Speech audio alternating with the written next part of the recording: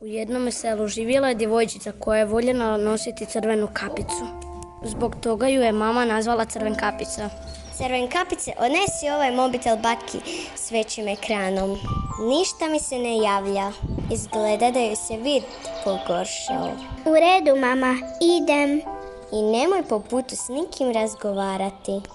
Bakica je živjela u kućici u šumi. U šumi je živio i šareni vuk. On je imao šarene bisli. Mjac, ponekad opasne. Crvenkapica baš dobro nije slušala mamu. Na velikom bakinom mobitelu je ugledala dobru igricu.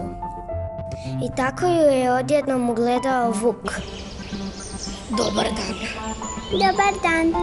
Imaš lijepu kapicu. Kako se zoveš? Hvala, zove se Crvenkapica. A ti?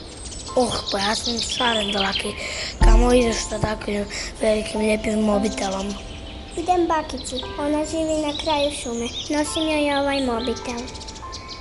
Tako. Drago mi je što su se upoznali Crvenkapice. Ja žurim. Vuk je požurio do bakice, a Crvenkapica je nastavila sporo hodati i gledati u mobitel. Vuk je ušao u kućicu i pozdravio bakicu. Bog bakice, Crvenkapica mi je sve rekla. Opet ne sluša mene i mami, već priča s nepoznatim osobama. Bog bakice, došla sam.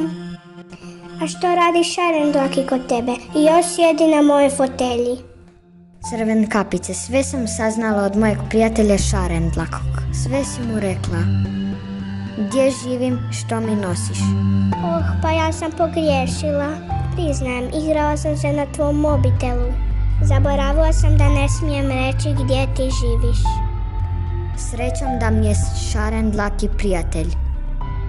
Ovako ćemo. Danas Šarendlaki sjedi u tvojoj fotelji. Popodne će te vuk otpratiti do kuće. Glasovi su snimali Matej, Niko, Lovro, Grgu, Leona, Rita, Ana i Mihael. Sudjelovali su Ivan, Filip, Ana, Karla, Lana, Marko, Una, Max, Ila, Patricija, Dorijan, Tea, Max i Mateo.